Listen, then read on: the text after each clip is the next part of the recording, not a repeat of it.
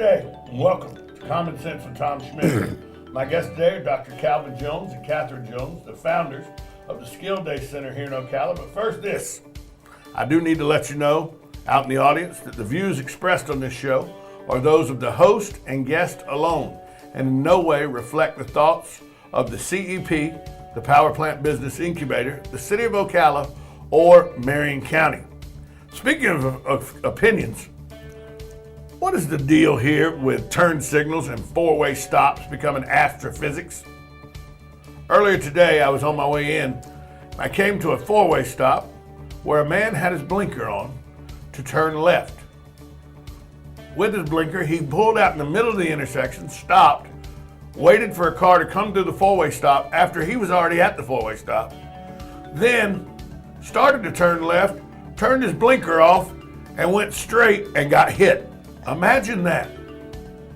It was almost like it was a team driving course. You would have thought it would have been, except when the man stepped out of his car, he looked to be in his late 50s or early 60s, and get this, he was angry at the car that hit him. I don't understand where people's directionalities come from, or how they don't know how a four-way stop works, or why your turn signal, if you have it on left, people assume, oh wait, you may be turning left.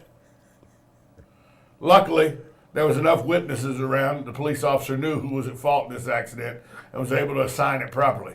But people, just use common sense. If you get there first, you go first. If you have your left turn signal on, assume everybody thinks you're turning left. Now, while you were sleeping is brought to you by the Riley Arts Center, the performing arts center in our area with concerts, dance events, and comedy events. The Riley has something for everyone. Visit them at www.rileyartscenter.com for up-to-the-moment calendar of events. While you were sleeping, the investigation of Ocala Police Chief Greg Graham has been completed, and the results may be revealed as soon as this week or next. Mayor Kent Gwynn, City Council members, and the attorney familiar with the case told the Star Banner on Tuesday that the probe had been concluded and the process of preparing the findings is in the final phases. Since September 15th, when the allegations were made, the money that we of taxpayers have spent for lawyers, travel expenses, and transcripts have totaled, get this, $113,657.70. The bill for Allen, Norton, and Blue from Coral Gables, the firm hired by the city to handle the investigation, was $70,000 and change. For September 16th through the end of November, Ed McClellan of the Ocala tax law firm McClellan and Batzel, who is representing Graham, charged the city $42,000 and change from September 15th to December 5th. The attorney's fees from both firms range from $215 to $300 an hour. First observation, I'm in the wrong business. These are according to documents obtained by the Star Banner. Mayor Gwynn calls the spending unfortunate, but says it's the cost of doing business. If that's the cost of doing business, folks, we're all in the wrong business. Now with that, I'd like to welcome in my guests for today, the founders of the Skill Day Center, Dr. Calvin Jones and Catherine Jones. Thank you to both the Joneses for coming in this morning and joining us. Thank you for having us.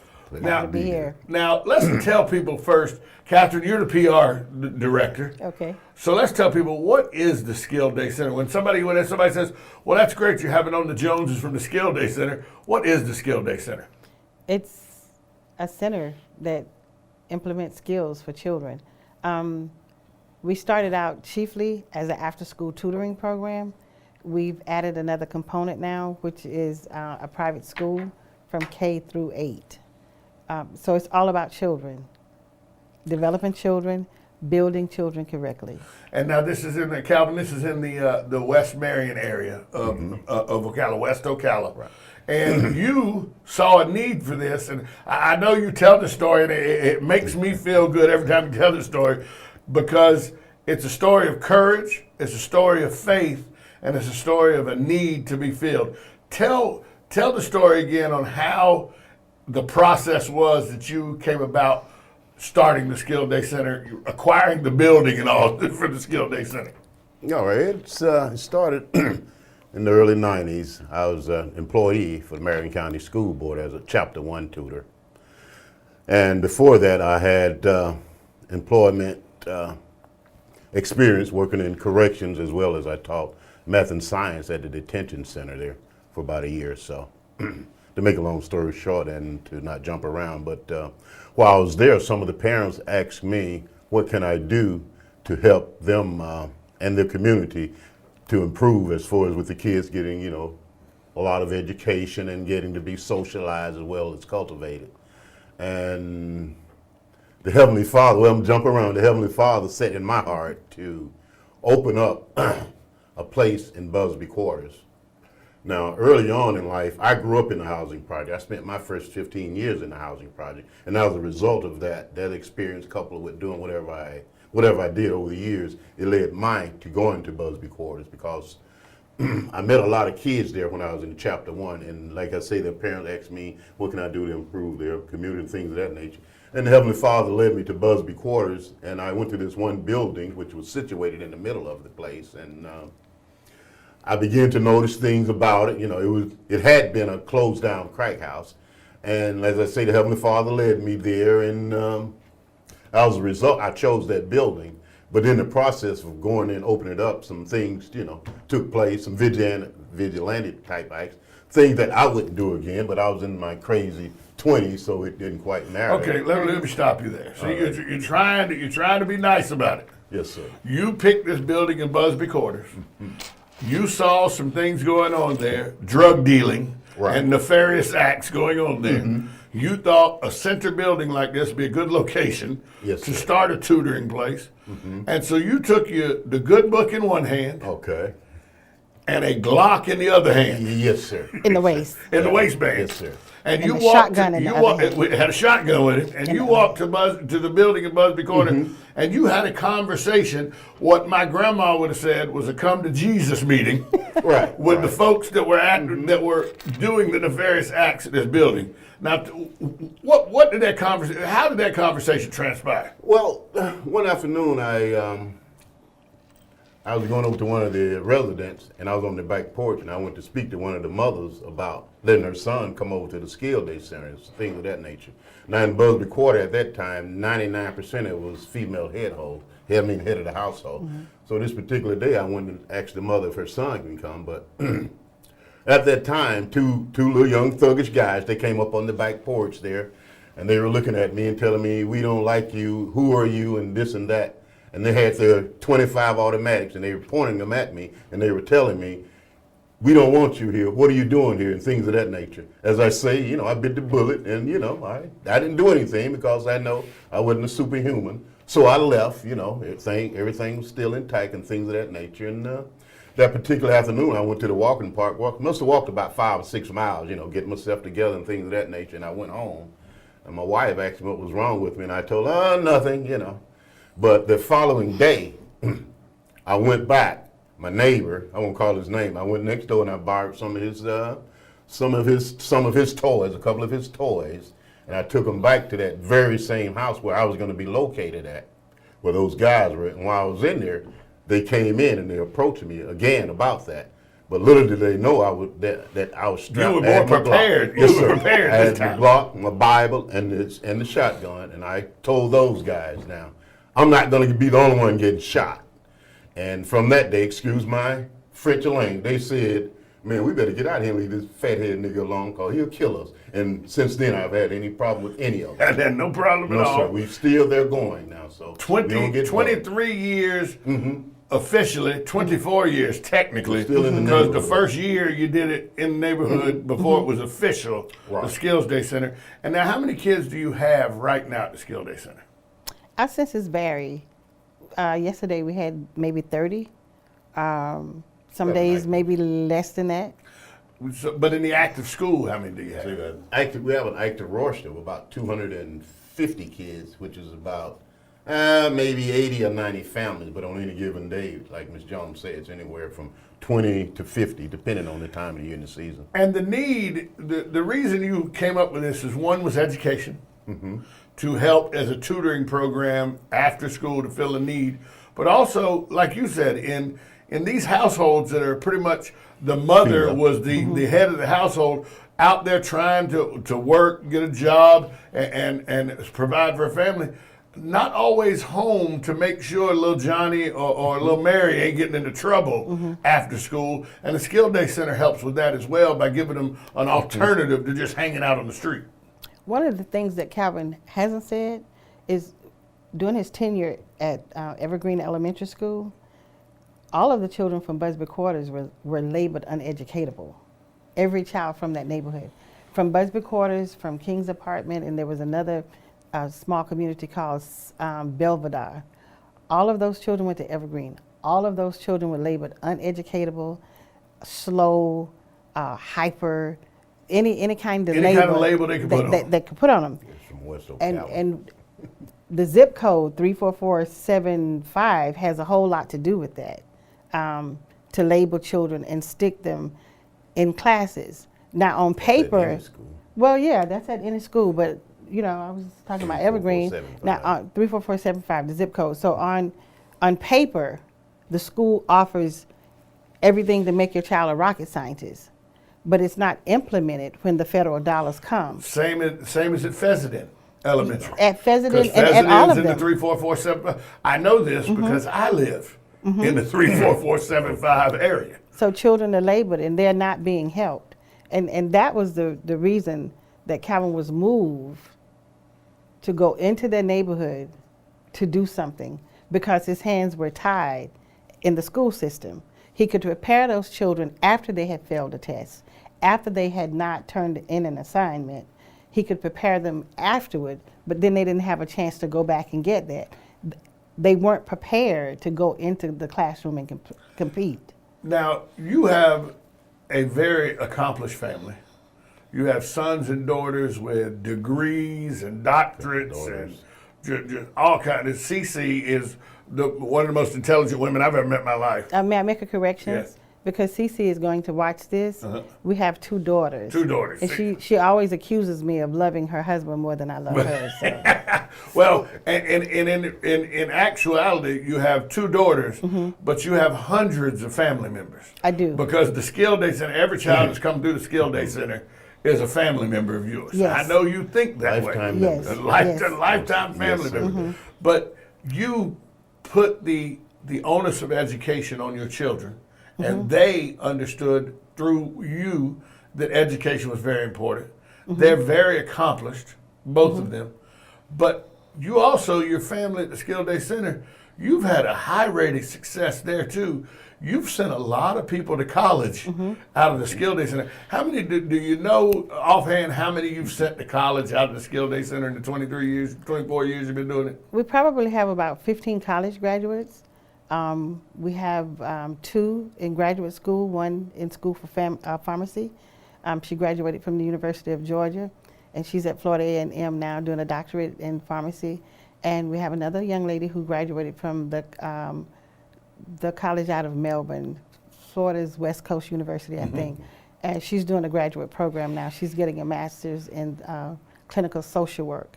But we've had about 15 college graduates, I think, and probably about 10 children in college now, and maybe another 5 or 6 adults who went back to school. One got her GED, and she's an RN now, and so it's 3 nurses, a math teacher. You're and very a first proud of grade it. I teacher. see as you're talking about it, you think about it, you get a smile on your face. Well, That I'm happy for That them. makes both of you very happy, but not for the accomplishment of what the Joneses have done, but for what Exactly. the kids at the Skill Day Center have accomplished. Right. We have 2 students at Bethune-Cookman University now. They live 2 doors down from the Crack House. And one would graduate, he's going to graduate with a dual degree in legal studies and criminal justice, and his brother would graduate with a degree in biology. So, and I thought they were uneducatable in Busby Quarter. that's what the school system said, you know. Let me, because I don't know the answer to this. I know in the Caucasian neighborhoods in Ocala and Marion County, when the kids go off to college, it is it is very difficult to get them to come back to Ocala, back to their community, because they don't see any chance to advance in Ocala. Are you finding that to be the same with your college graduates, or are they coming back to their community and giving back to their community? One young man has, but the thing is, when you come from a community who writes you off, then when you become educated and prepared for the workplace, you usually don't come back to the people who said to you that you're nothing and you're not going to ever be anything. And so getting employment here is difficult, especially if you're African American born. So that's what makes students leave and not come back. It's not a matter of not wanting to come back. And we experienced that with our eldest daughter. When she graduated from the University of Florida, 20 years old, she came back here to work along with some friends of hers. They didn't get hired.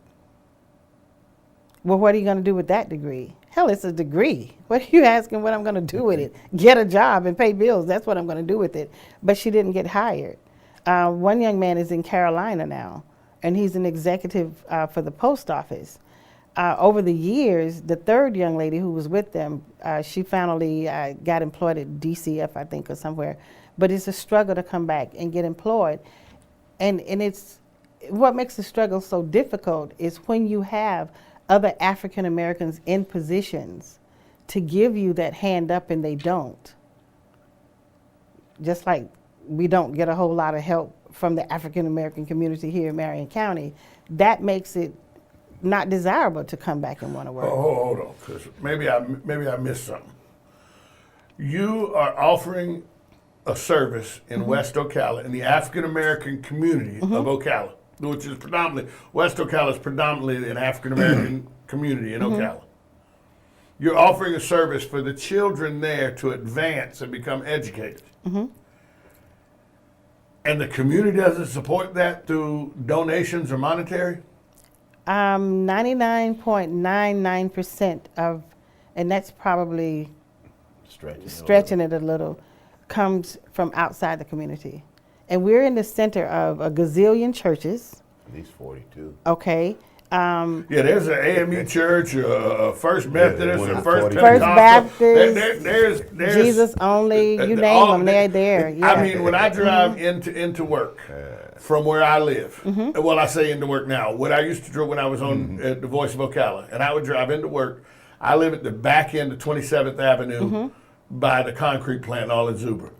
Just coming the back way through there, I pass 8 or 10 churches just on that one road. Yes. And that's in about an 8-mile stretch. So most of your donations and funds come from outside of that community? Yes.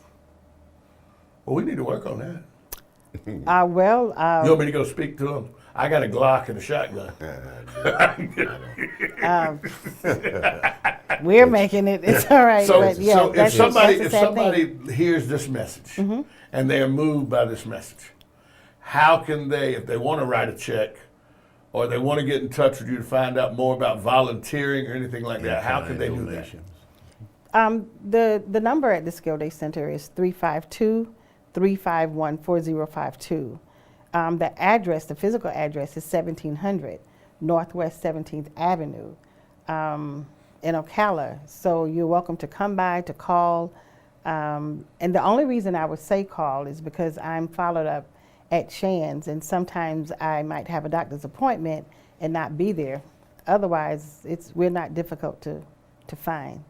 And checks can be made out to Skill Day Center Incorporated. Skill Day Center Incorporated. Now, you probably got a budget of what, about $150,000, $200,000 for what y'all do a year? Yeah, over the 23 years, it might have come to that much. But no, we operate off of, Calvin says 25,000. Yeah, average about 25,000. No, that's a year. $25,000 a year. It's all voluntary, no benefits other than you get to come back the next day. So that's what. Well, the benefit is you get to see somebody succeed. Right. Yeah. You get to see a young person that has been coming from the Skill Day Center since they were in the second or third grade, walk in and say, "Look at my master's degree," or "Look at my doctorate." Or That's really the reward. Or look, I work at Burger King. Right. Because that was not that was not the norm when we started. So when we talk about success, when I walk in McDonald's, if I walk in a restaurant and some kid from Busby Quarters or from that area is now an adult being a server or taking my money and making change, that's really a big deal because that was not the norm when we started. High school education and employment. Yes. Those all success stories. Yes, those are all success stories. As well as your story is a success story at the Skill Day Center. Thank you for dropping by. It's always great when I get to see Calvin. It's much better when I get to see you, Calvin. Much better. Thank you. And tell Cece I love said seeing you hello. too. I will do that. Hey Cece, she's gonna be watching. And you know what? We always talk about Cece, but we have a second daughter as well, who did gain employment in Marion County, and I think that, and she grew up in the center. She was our tutor when we started. She was 13 years old. She has a master's and working on a second doctorate now. So, hi, Calvis. Make sure you get everybody in. Yes, Make sure you get and everybody. son-in-laws and grandchildren. I thought that's like your son, though. Thanks for stopping by today. I hope we Thank can you do so this much. again. Please, please. Give me the look phone forward number to and it. the address one more time. The address is 1700 Northwest 17th Avenue, 34475. The number is 352-351-4052. And you can make the checks out to the Skill Day Center. And we are nonprofit, so 5031C. yes. So, Yeah. thank you so much for being here. Thank you so much for having us. Pleasure. Now to this day in history. This day in history is brought to you by KT Entertainment for all your wedding reception, birthday party, or private party needs. Call KT Entertainment 352-512-2611, or you can find them on the web at ktforfun.com. That's KT, the number 4, fun.com. On this day in history, in 1757, Alexander Hamilton, the first Secretary of Treasury for the United States, who was famously or infamously killed in a duel with Aaron Burr, he was born on this day in 1757. That's this day in history, brought to you by KT Entertainment. For my guests, Dr. Calvin Jones and Catherine Jones, and for all the people pushing the buttons in the back scene, I'm Tom Schmitz. Have a good morning, everyone.